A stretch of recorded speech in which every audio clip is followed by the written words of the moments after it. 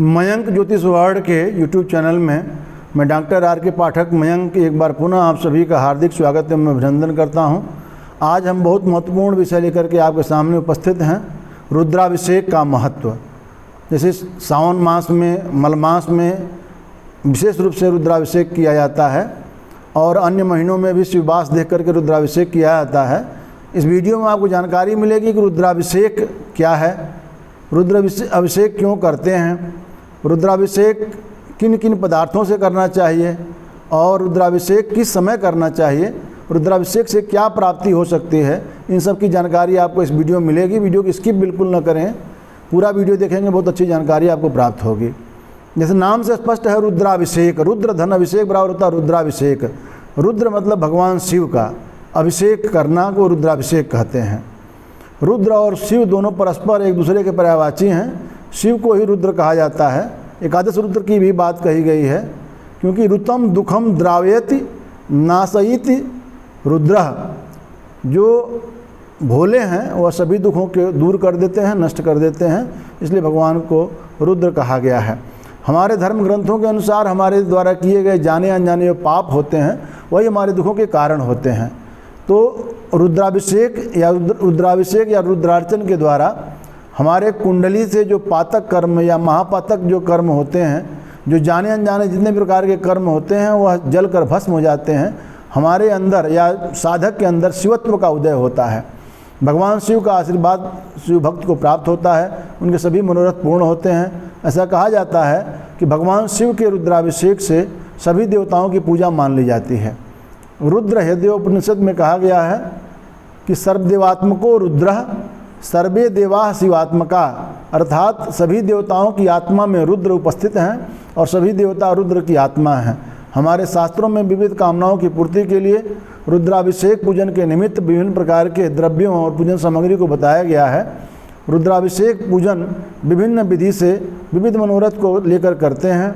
किसी खास मनोकामना की पूर्ति के लिए किसी खास द्रव्य से भगवान शिव के अभिषेक का विधान है। अब बात आती है भगवान शिव की आराधना क्यों करें। हमारे हिंदू धर्म में 33 करोड़ देवी देवताओं के या 33 कोटि देवी देवताओं की बात कही गई है। तो हम ब्रह्मा जी की, विष्णु जी की, शिव जी की, अन्य तो बहुत सारे देवता हैं, उनमें शिव जी की आराधना क्यों करें, इसकी हम बात करते हैं। तो आप जानते हैं हमारे हिंदू धर्म में त्रिदेवों की मान्यता है। ब्रह्मा जी को सृष्टि के रचना का, पालन सृष्टि का विष्णु भगवान करते हैं और संहार करने के रूप में शिव जी की मान्यता है। भगवान शिव कालों के भी काल हैं, महाकाल हैं और हमारे जीवन में आने वाली सभी बाधाओं को, परेशानियों को दूर करने की क्षमता भगवान शिव में है। भगवान शिव की पूजा विशेष फलदायी है। शिव जी की पूजा क्यों करनी चाहिए? भगवान शिव जो जल्दी प्रसन्न होने वाले देवता हैं और जो कुछ भी भक्त मांगता है वह शिव जी उसको दे देते हैं। तुलसीदास जी ने में भी रामचरितमानस में लिखा है कि आशुतोष तुम अवढर दानी आरत हरहु दीन जनजानी। हे आशुतोष, आशु मतलब शीघ्र, तोष माने प्रसन्न होने वाले। भगवान शिव आप शीघ्र प्रसन्न होने वाले देवता हैं। औढ़र दानी हैं, औढ़र दानी मतलब जो कुछ भी मांगा जाए वह दे दें, ऐसे देवता हैं, सब कुछ देने वाले हैं। इसलिए आप हमारे आरत को, हमारे दुख को हर लीजिए या दूर करिए। इस प्रकार से भगवान शिव के महत्व को बताते हुए नारद जी ने भी पार्वती के पिता हिमाचल को कहा था कि जबकि आपके पुत्री के कुंडली में ऐसे योग हैं कि इनको ऐसे पति प्राप्त होने के योग हैं, उसके लिए भगवान शिव की आराधना ही करनी पड़ेगी। जो तपु करे कुमारी तुम्हारी भावी मेट सकहि त्रिपुरारी। अर्थात यदि आपकी कन्या भगवान शिव की पूजा करती है तो भगवान शिव ऐसे हैं जो काल पर लिखे हुए, काल के कपाल पर लिखे हुए को भी मिटा सकते हैं। अर्थात भगवान शिव आपकी आने वाली सभी समस्याओं को दूर कर सकते हैं। यही नहीं, भगवान शिव के बारे में कहा गया है कि इच्छित फल बिनु शिव अवराधे लही न कोटि जोग जब साधे। करोड़ों जोग जब यज्ञ कर लें, भगवान शिव की आराधना किए बिना आपको मनोवांछित इच्छाओं की पूर्ति नहीं हो सकती है। अर्थात भगवान शिव की पूजा बहुत आवश्यक है। भगवान शिव का अभिषेक क्यों करते हैं? आप सभी जानते हैं कि सभी देवताओं के, देवियों के पूजा की अलग अलग विधियां होती हैं, अलग अलग से उनको प्रसन्न किया जाता है। पर भगवान शिव जो है अभिषेक से प्रसन्न होते हैं। अभिषेको शंकर प्रिय, भगवान शिव को अभिषेक प्रिय ऐसा कहा जाता है। ऐसा क्यों है? भगवान शिव को अभिषेक प्रिय क्यों है? क्योंकि भगवान शिव ने अमृत मंथन में निकले हुए कालकूट हलाहल को, विष को अपने गले में धारण कर लिया था ताकि विश्व की रक्षा हो सके।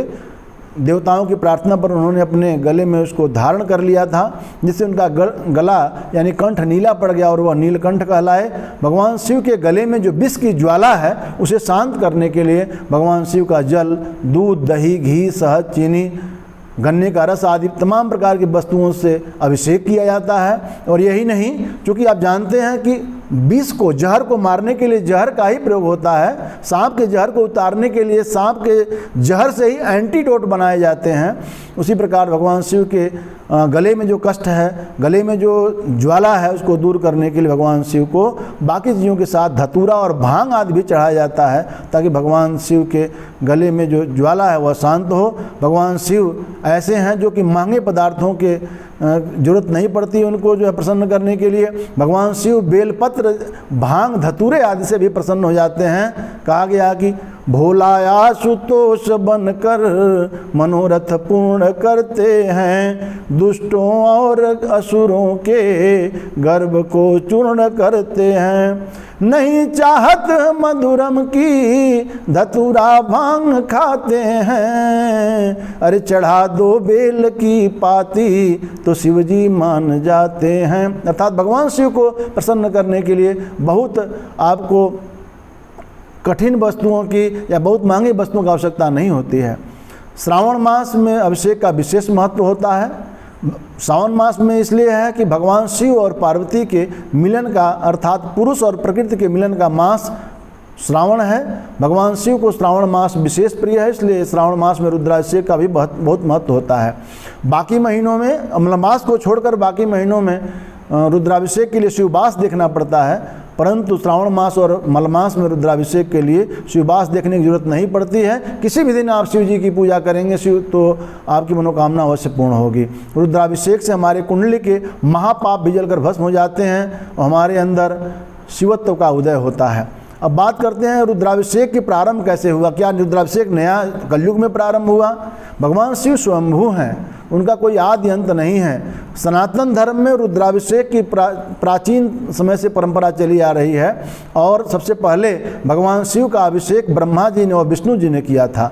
आइए क्यों किया था, इसकी रोचक कथा जानते हैं। शिव पुराण के रुद्र संहिता में सावन मास में रुद्राभिषेक का बहुत महत्व बनाया गया है और यह कहा गया है कि रुद्राभिषेक करने से भगवान शिव व्यक्ति की हर मनोकामना को पूर्ण करते हैं। सनातन धर्म में सबसे कम समय में, सबसे कम खर्च में सबसे बड़ी पूजा यह मानी जाती है जो आपको भगवान शिव तत्काल आपको उसका प्रभाव दे देते हैं। भगवान शिव प्रसन्न होकर तत्काल फल प्रदान करते हैं। रुद्राभिषेक के पीछे एक पौराणिक कथा है।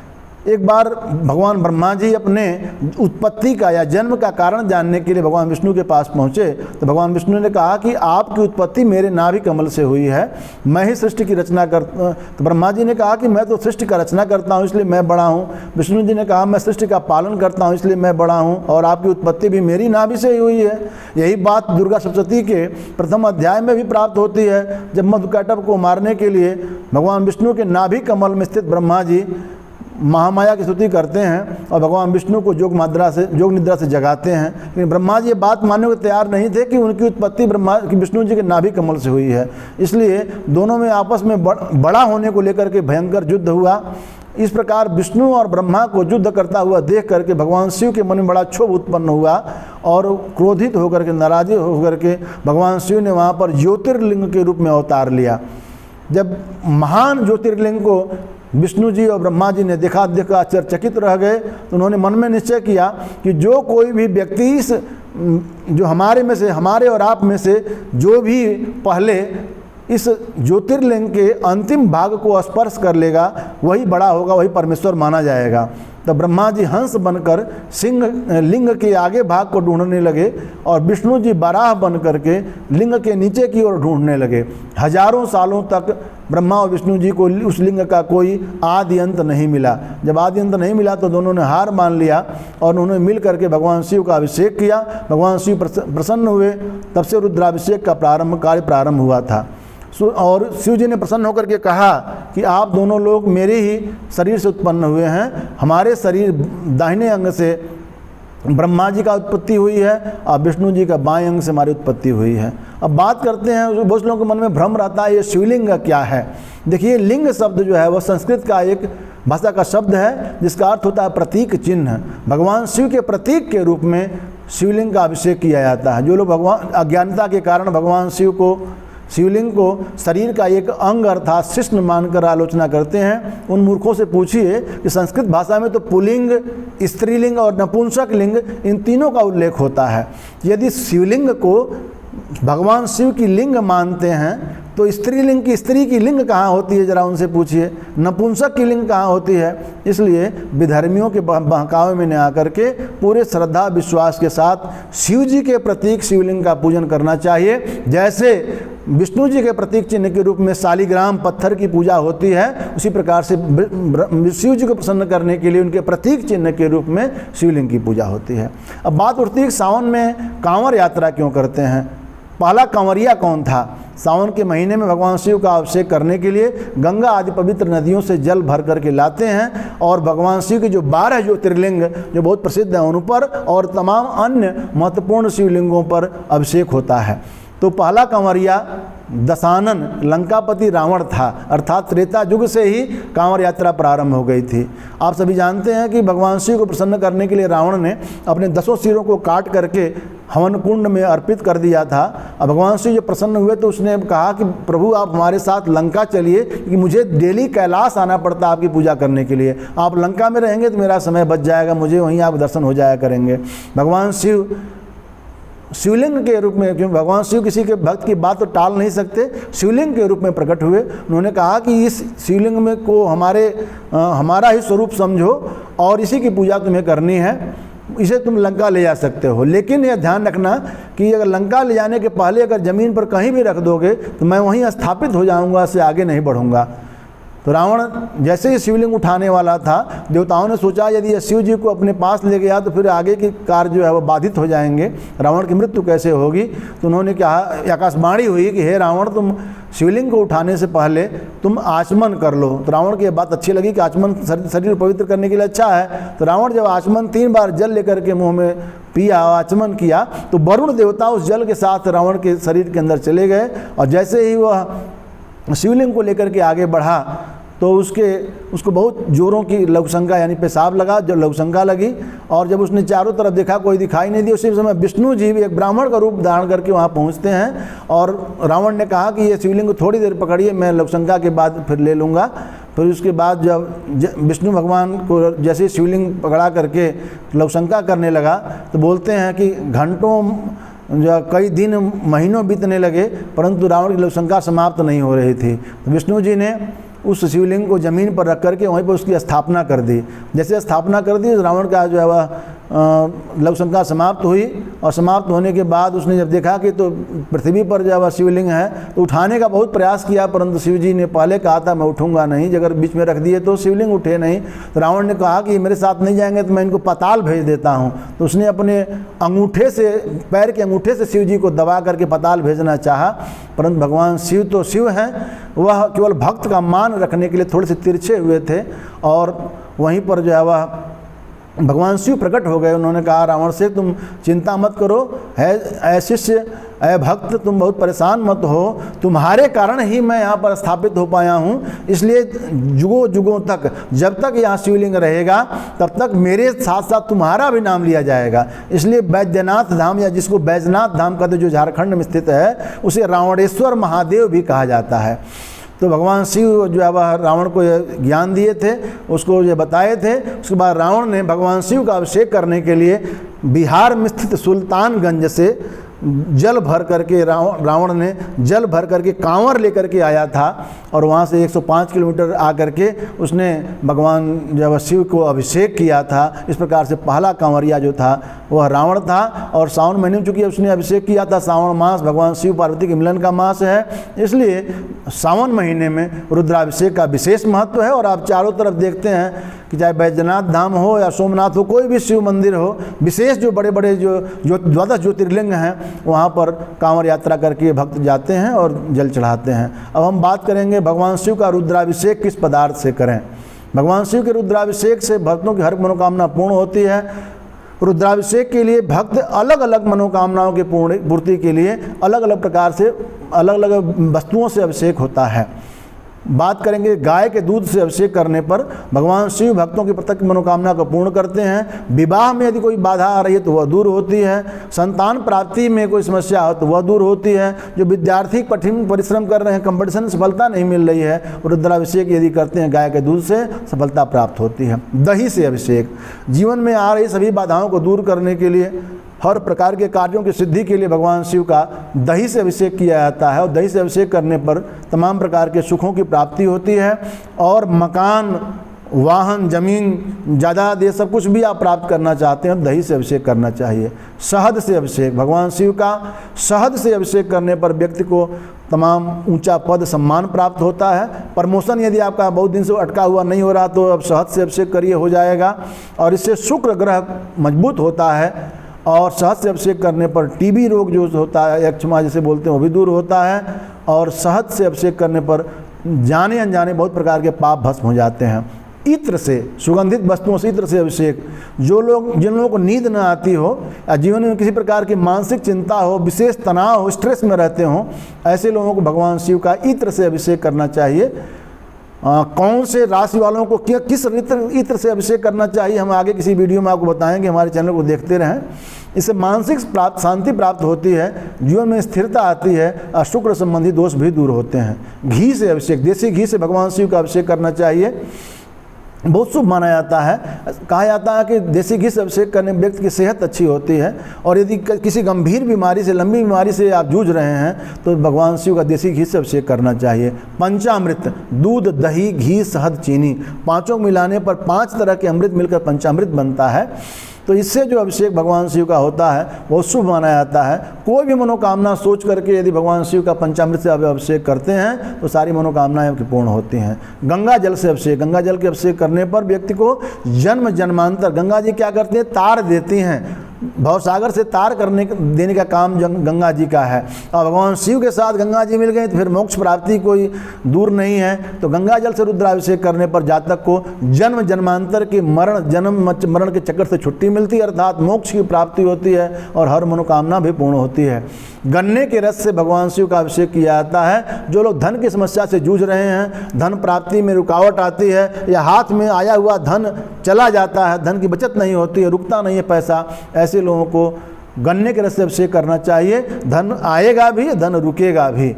जल से अभिषेक, भगवान शिव का जल से अभिषेक करने पर बहुत बेहद शुभ परिणाम प्राप्त होता है, बुखार में राहत मिलती है। और यदि आप किसी गंभीर बीमारी से पीड़ित हैं, बीमारी जल्दी अच्छी नहीं हो रही है या मरणासन अवस्था है तो भी महामृत्युंजय मंत्र के जाप के साथ साथ कुशा के जल, कुशा जो होता है जिसकी अंगूठी बनाकर पहनते हैं पूजा करते समय, उस कुश के जल से, एंटी कंडक्टर कुश माना गया है, उसको जल में डाल दीजिए और उस जल से अभिषेक करने पर लाभ मिलता है। और सामान्य जल से अभिषेक करने पर बारिश भी होती, वर्षा भी होती है। सरसों के तेल से अभिषेक, सरसों के तेल से अभिषेक करने पर शनि की यदि कोई अशुभ दशा आपके मार्केट साढ़साती ढैया आदि चल रही है तो उससे दूर होती है, शत्रु बाधा का विनाश होता है। इसके अतिरिक्त शक्कर से मिले दूध से अभिषेक करने पर विद्या प्राप्ति होती है और जड़ व्यक्ति भी बुद्धिमान हो जाता है। विद्या प्राप्ति करनी है तो दूध में शक्कर मिलाकर अभिषेक कीजिए।